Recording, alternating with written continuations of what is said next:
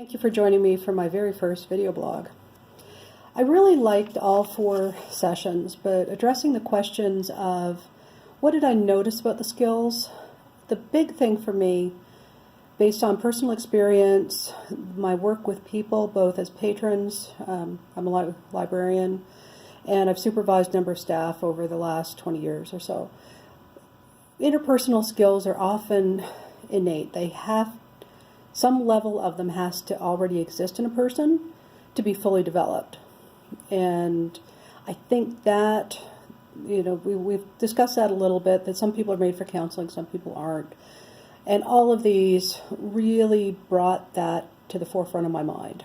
The ability to be non-judgmental, but to rephrase. So you're paraphrasing, but you're doing it in a non-judgmental way. And depending on who you're counseling, how sensitive they are, what sort of issues you're talking about, watching out for your internal biases, that coming across as non-judgmental could be a potential problem.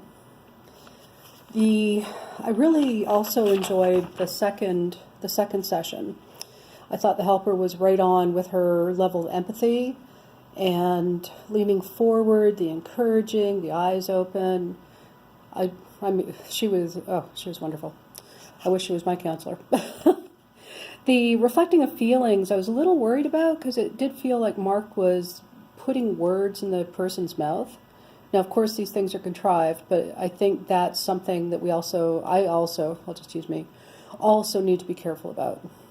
The autonomy of the client to be able to express their own feelings, not to take words from us, and especially if we have someone, for example, who's codependent, who's trying to please us. We need to be very, very careful. But we also, of course, need to be good at summarizing and getting to the problem. So asking those questions, how has this changed your life? What is the major impact that this event has had on your life? How has it changed your life? Also reflecting a meaning. That was really well done, I thought, by Mark. And one of the things I liked most about it is that he brought in the culture. He said, is this part of your culture? Is culture playing a role here? And admitted up front that he didn't know a lot about the client's culture. So that was really good. These do actually mimic my counseling experience. I had a really great counselor, and again, the empathy, the non-judgmental, I could tell her anything. It just felt warm, very, very adapted.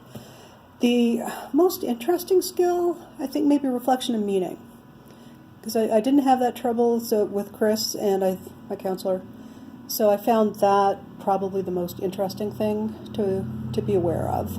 Thank you.